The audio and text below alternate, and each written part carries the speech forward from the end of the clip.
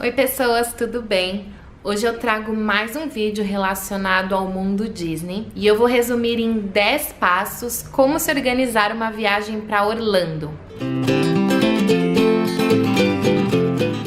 O primeiro passo é decidir a data e a duração da sua viagem. Se você tiver flexibilidade, opte por fora de temporada, que são os meses de abril e maio e setembro. Nessas datas, os parques tendem a estar bem mais vazios. Eu fui no final de abril, começo de maio e de fato eu peguei pouquíssimas filas e tava tudo muito mesmo tranquilo. Tendo ou não flexibilidade de datas, eu indico um site chamado Undercover Tourist, que ele dá a previsão de lotação do local, de Orlando no caso, e também de cada parque individualmente. O site faz essa previsão de acordo com os anos anteriores. Então, por exemplo, hoje eles viram que o Magic Kingdom tá super lotado, então pra previsão do ano que vem eles vão colocar que muito provavelmente na data de hoje vai estar super lotado também.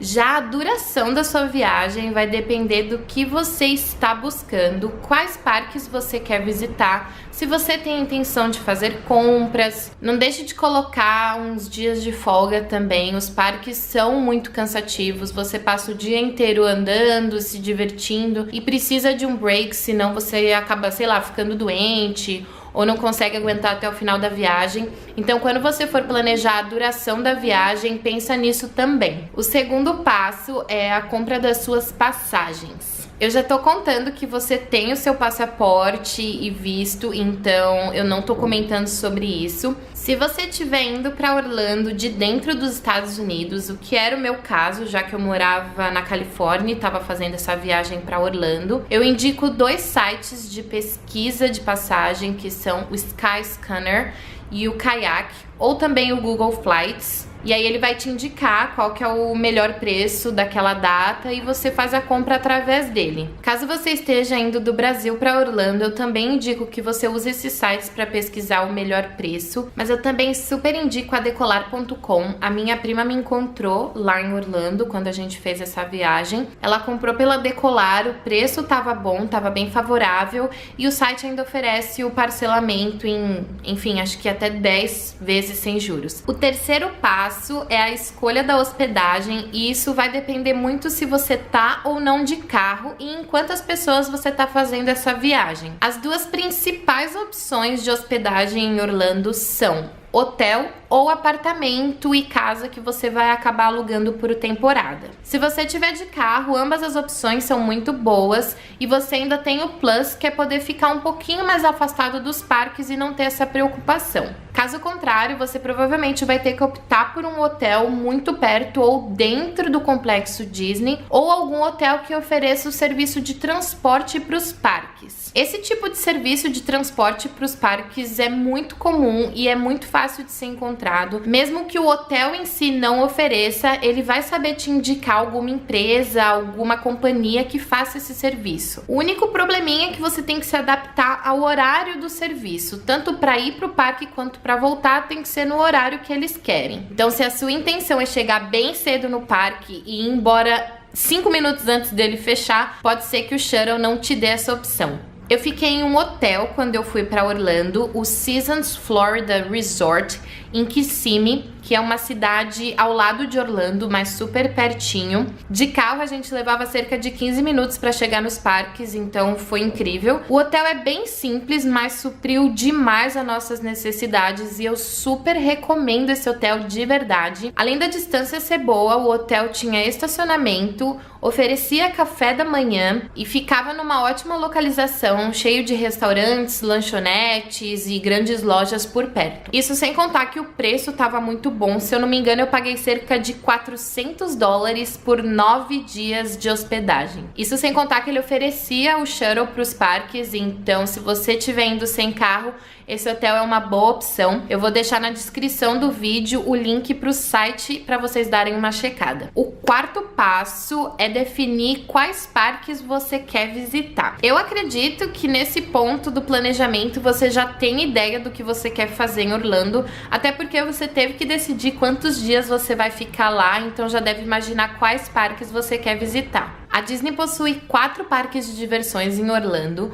o Magic Kingdom, que é o famoso pelo Castelo da Cinderela, o Epcot, o Hollywood Studios e o Animal Kingdom. Já a Universal possui 2 parques, a Universal Studios e o Islands of Adventure. E a rede do SeaWorld possui o SeaWorld e o Busch Gardens, que não é em Orlando, mas é próximo, fica na cidade de Tampa, e é o famoso Parque das Montanhas Russas. Isso sem contar todos os outros parques aquáticos, a Legoland e atrações que Orlando oferece. Quando eu fui para Orlando, eu só pude ficar uma semana, contando 2 finais de semana mais 5 dias úteis. E as minhas escolhas foram o Magic Kingdom, o Epcot, Hollywood Studios, os 2 parques da Universal e o Busch Gardens em Tampa. E se hoje eu fosse fazer essa viagem de novo, a única coisa que eu mudaria seria o Epcot, que eu não gostei muito, mas que, enfim, eu teria que ter ido de qualquer jeito.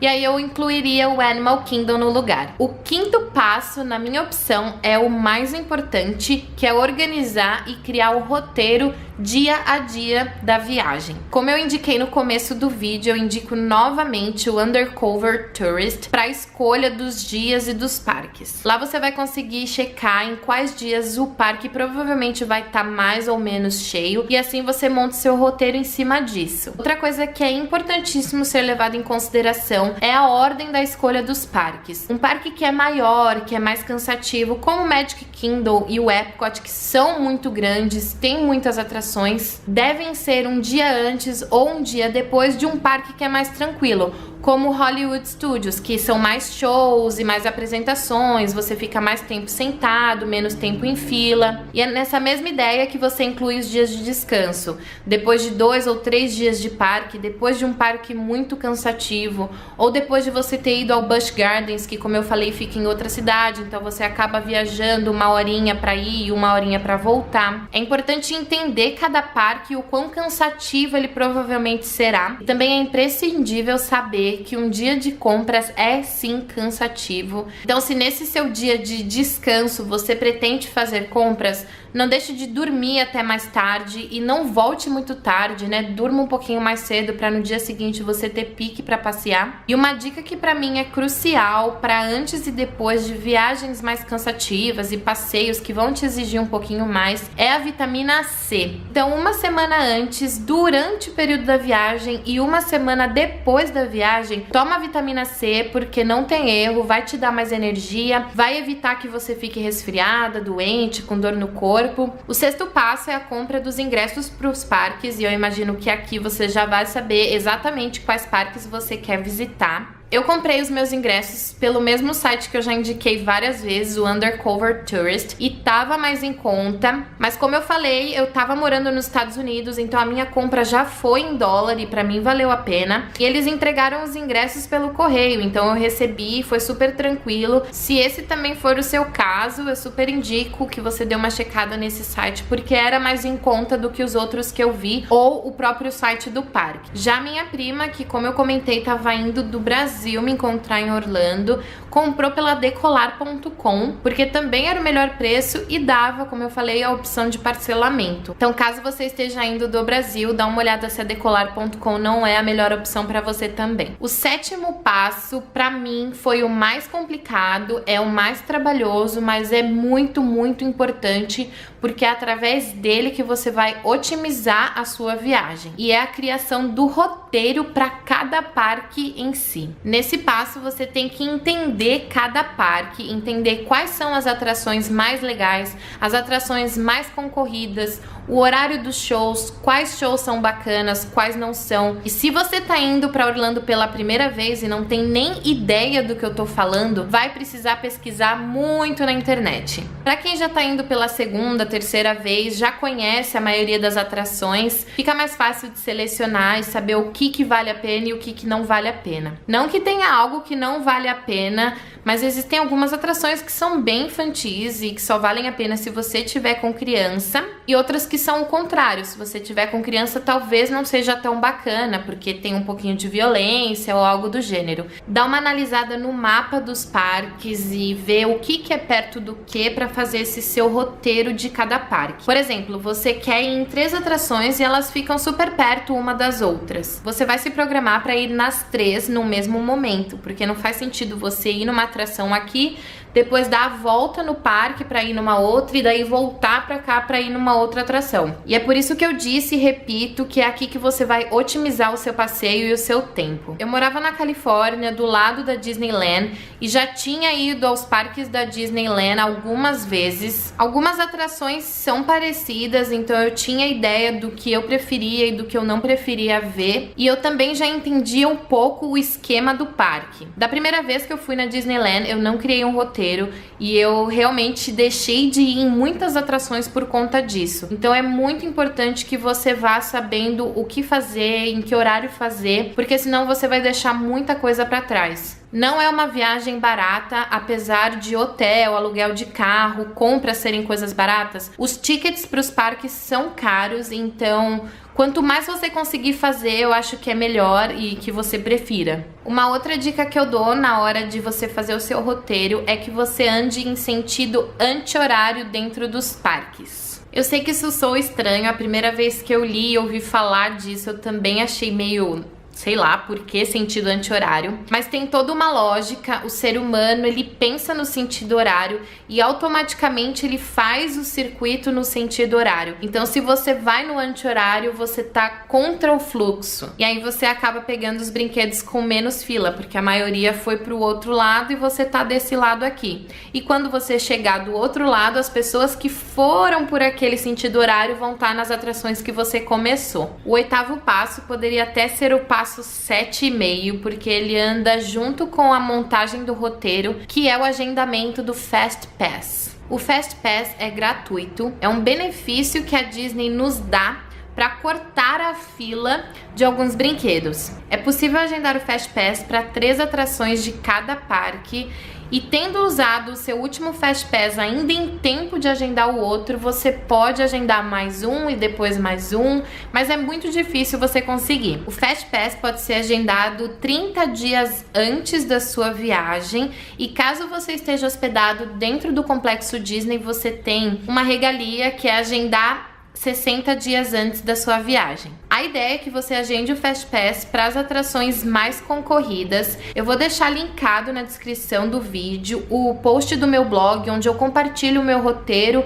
e como eu fiz o meu roteiro, que eu acho que vai ajudar vocês bastante. E nele eu também conto quais foram as minhas opções de Fast Pass e por quê. E quando eu digo que o agendamento do Fast Pass deve andar juntinho com o roteiro, é porque vai depender muito, muito, muito do Fast Pass como você vai fazer o seu roteiro. As atrações mais concorridas muito provavelmente não vão ser próximas uma da outra, então você vai agendar uma aqui e uma aqui. Então você tem que casar o seu roteiro para saber que hora você vai estar passando próximo dessa atração e agendar o Fast Pass a partir disso. Parece complicado e não vou dizer que é fácil, mas dá uma checada no post que eu comentei, porque vai esclarecer melhor para vocês. O agendamento do Fast Pass é feito através do site ou do aplicativo Disney Experience. E aí eu já aproveito para falar do 9º passo, que é o uso dos aplicativos. Todos os parques oferecem aplicativo gratuito, tanto para iOS quanto para Android, e eu ouso dizer que o aplicativo é indispensável para que a sua viagem seja...